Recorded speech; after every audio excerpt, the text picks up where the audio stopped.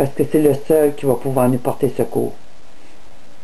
Si vous n'avez pas donné votre vie à Jésus-Christ, le Messie d'Israël, celui qui a 2000 ans est venu pour sauver l'humanité, mais si vous ne l'avez pas fait, je vous encourage à le faire. Parce que l'ère de ténèbres qui prend place devant nos yeux présentement, il n'y a rien qui peut l'arrêter. L'heure des jugements est venue. L'homme a préféré écouter la voix de son cœur, la voix de l'ennemi, plutôt que d'écouter la voix de celui qui nous a tout annoncé d'avance.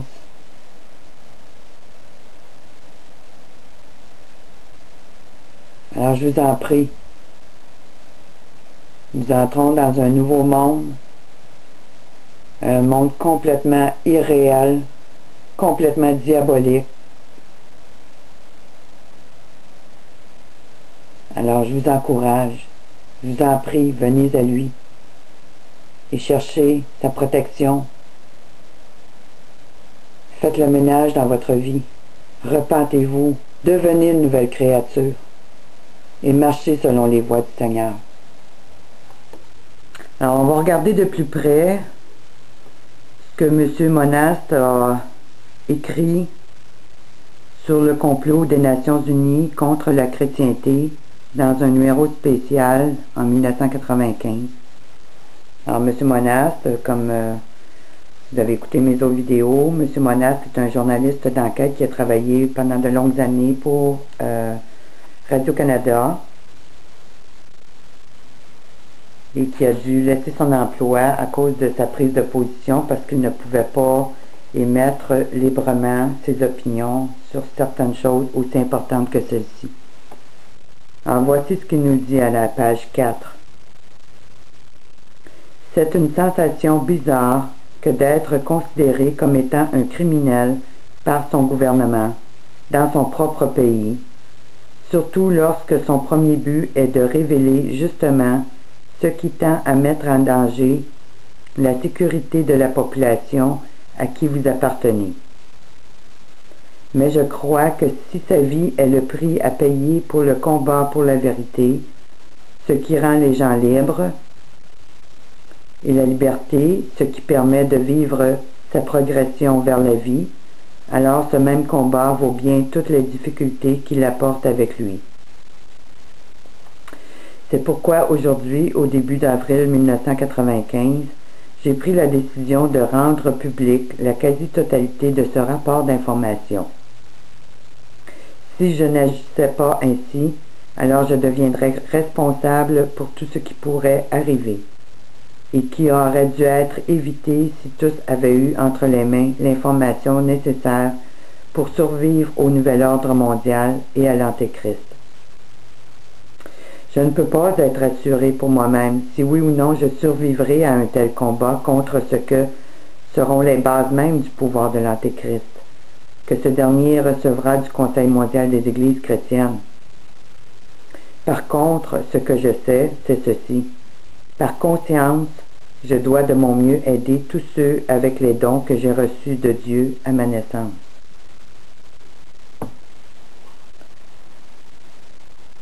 On ne sait pas aujourd'hui si M. Monaste est encore en vie parce qu'il a disparu de la carte complètement il y a plusieurs années. Alors on ne sait pas s'il se cache ou s'il est mort. Mais il était très conscient, comme vous pouvez le voir, du combat qu'il avait amené.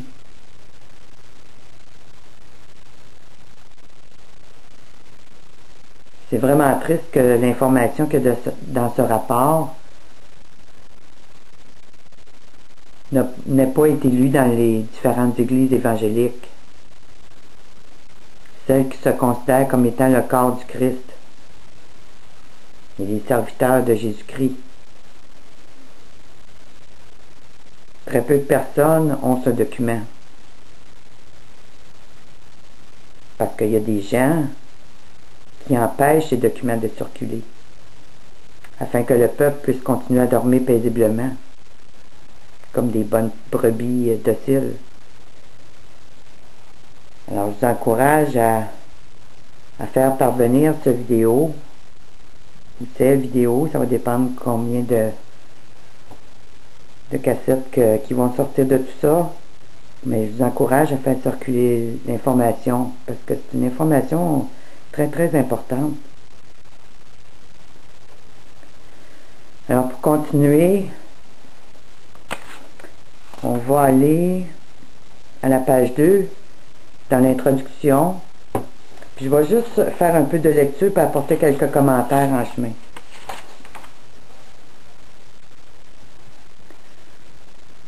Alors, si certains se sont imaginés que le premier mouvement en vue d'imposer le nouvel ordre mondial en serait un de militaires provenant des Nations Unies ou encore d'une économie issue d'une crise économique, alors ils se sont carrément trompés.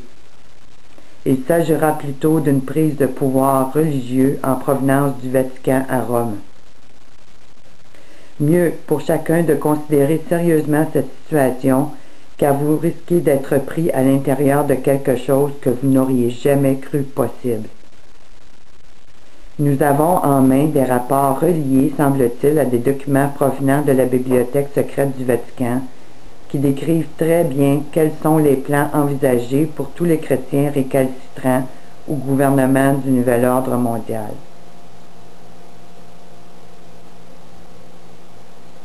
Pour qui n'a pas eu accès aux prophéties et aux documents du passé provenant de la bibliothèque secrète du Vatican, il lui sera difficile de juger adéquatement des menaces grandissantes rattachées à la venue de l'antipape. En fait, la prise du pouvoir par l'antipape annonce le déclin, puis la disparition complète de toute la chrétienté, mais à partir des États-Unis. Selon certaines sources de confiance, l'instauration du nouvel ordre mondial est impensable sans la disparition de chacune des églises chrétiennes du territoire des États-Unis, pour la simple raison que ce pays est considéré par le nouvel ordre mondial comme étant le dernier bastion de la démocratie et de la liberté dans le monde.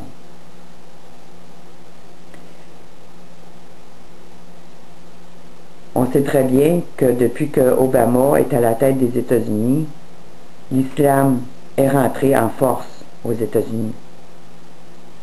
Alors, ça confirme ce que M. Monas nous dit dans son rapport. Comme les États-Unis ont été longtemps considérés, à cause de la Constitution qui est basée sur les principes judéo-chrétiens, comme étant le bastion de la chrétienté à travers le monde,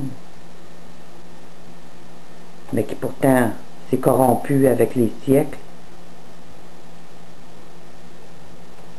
la prise de pouvoir qui s'est passée avec l'arrivée du président Obama, en réalité, c'est un coup d'État qui a eu lieu. Des élections truquées par des machines électroniques qui peuvent falsifier. Et par leurs amis des Black Panthers qui étaient à l'entrée des bureaux de pôle pour intimider ceux qui allaient voter. Mais tout ça, ça fait partie du système communiste qui travaille secrètement en force sous plusieurs gouvernements antérieurs, puis qui ont travaillé de concert avec l'élite mondiale pour mettre en place le président Obama. Alors, ces anciens documents et prophéties du passé nous révèlent de même qu'ils nous dévoilent ce que sera le rôle de l'antipape pour imposer les nouvelles bases religieuses de la doctrine mondiale, qui en fait seront utilisées comme référence de base pour façonner le gouvernement du nouvel ordre mondial et la nouvelle société mondiale. Alors, pour arriver à prendre le contrôle des États-Unis, le Vatican a dû créer le Conseil mondial des Églises, justement pour infiltrer les États-Unis et ainsi prendre le pouvoir dans toutes les sphères gouvernementales pour asseoir son pouvoir sur les États-Unis et ensuite dans le monde entier.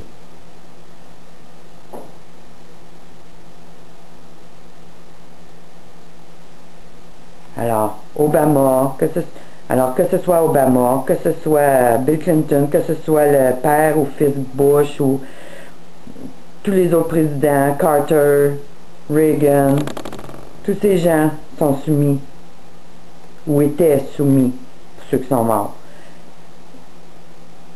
au pouvoir papal de Rome. Et ils sont tous, comme la Bible dit dans Apocalypse 18, ils sont tous soumis, eux et tous les gouvernements de la terre, à Rome, au pape en place. Si vous regardez les funérailles de Jean-Paul II, ben, tous les gouvernements de la terre étaient là, qu'ils soient musulmans ou non. Alors que quand on sait qu'on a un ennemi, ben, on va pas à ses funérailles, hein? C'est bien la dernière place qu'on va aller, à moins de vouloir narguer quelqu'un en particulier, mais tous les gouvernements étaient là. Même Stephen Harper du Canada, qui n'était même pas premier ministre à ce moment-là, était présent aux funérailles de Jean-Paul II. Un commentaire de Serge Monast: « Quiconque ne croit à rien de ces choses ou encore ne se considère comme étant au-dessus de tout, n'a qu'à tout simplement refermer ses pages et continuer sa vie comme il le faisait auparavant. » Alors, si vous croyez que ces choses ne sont pas importantes pour vous ouvrir l'intelligence, pour vous ouvrir les yeux sur ce qui prend place présentement, puis que tant d'hommes, y compris Serge Monast, ce Canadien, qui a laissé son énergie, son argent, afin de répandre l'information, ben, c'est ça, continuez votre vie tranquille. Puis un jour, ben, la ruine va venir sur vous, puis vous n'aurez rien vu venir. Mais vous serez l'artisan de votre propre malheur à ce moment-là. C'est pas parce qu'on n'aura pas tenté de vous avertir.